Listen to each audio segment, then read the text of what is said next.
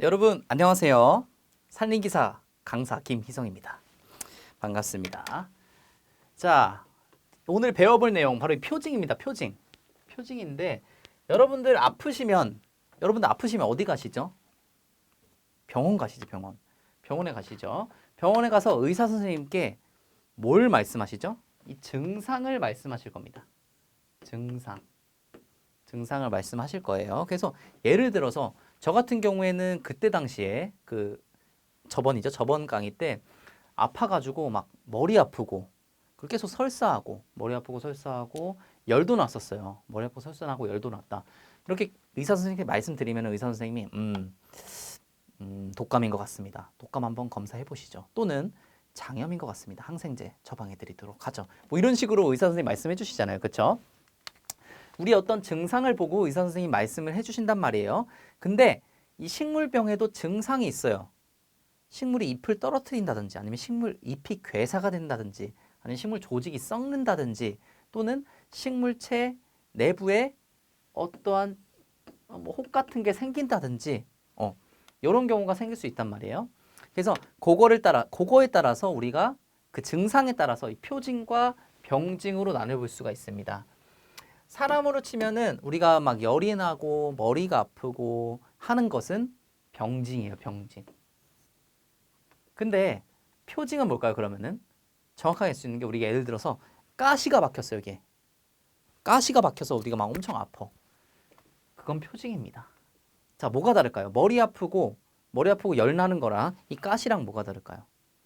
가시는 눈에 보이는 거죠. 가시는 눈에 보이는 거고 열 나고 머리 아픈 것은 눈에 보이지 않습니다. 사실 제가 꾀병으로 열 나는 거 뭐 체크할 수가 있지만 예를 들어 머리 아픈 거. 아, 머리 너무 아파요. 아, 나 진짜 못 살 것 같아. 죽을 것 같아. 라고 하면은 의사 선생님 믿으시겠죠, 당연히. 왜?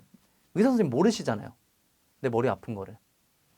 그죠? 어쨌든 간에 그렇게 눈에 보이지 않는 것, 어떠한 원인이 되는 게 눈에 보이지 않는 것은 병징. 그리고 원인이 되는 게 눈에 보인다.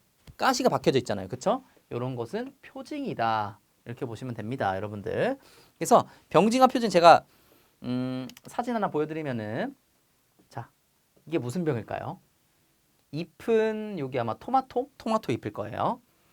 토마토에 발생된 흰가루병이에요. 흰가루병. 자, 이런 식으로 가루 엄청 많이 발생하죠. 네, 보인단 말이에요. 흰가루병. 요거는 표징일까요? 병징일까요? 요것은 표징입니다. 왜 그렇냐 하면은 자, 흰가루병은 잔항균이거든요. 잔항균. 곰팡이 중에서 잔항균인데 지금 눈에 보이는 이 흰 색깔 있죠? 이 가루들. 얘네가 바로 잔항균이에요. 얘네가 그 곰팡이들이라고요. 곰팡이들이 직접적으로 외부에 노출되어 있고 이 곰팡이들이 직접적으로 병에 어떤 영향을 주는 가장 큰 원인이 되기 때문에 이게 표징이라고 하는 거고. 자, 그 다음에 요거는요. 보통 요런 나무들 근데 많이 보셨죠, 여러분들? 이런 증상이 있는 나무들. 이런 거를 통틀어서 보통 갈색 무늬병이라고 합니다. 이 갈색 무늬병은 갈색 무늬병의 원인이라고 볼 수 있는 것은 굉장히 많아요.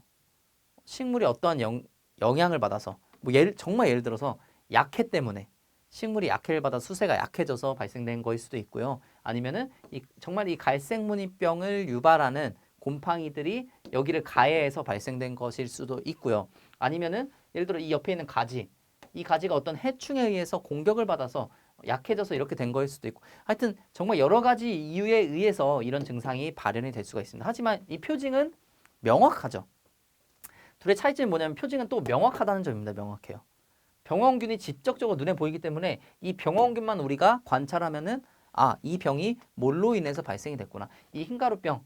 이게 무슨 병이구나 우리 진단하기 위해서 흰가루를 보면 되잖아요. 그리고 이 흰가루를 없애는 농약을 치면은 이 병은 사라지게 되겠죠. 하지만 이 병진 같은 경우에는 정말 여러 가지를 봐야 됩니다. 이것만으로 알기는 좀 힘들죠. 하여튼 표징 한번 볼게요. 병원체 자체가 이 부분이 중요한 겁니다. 병원 자체가 식물체 조직 변화를 일으키는 것. 여러분 그럼 포자는요? 포자는 표징일까요? 병진일까요? 포자는 표징입니다. 포자는 표징입니다. 자, 병에 의해 식물체 조직 변화로 외관의 이상을 나타내는 것. 병이 발생이 이미 됐어요.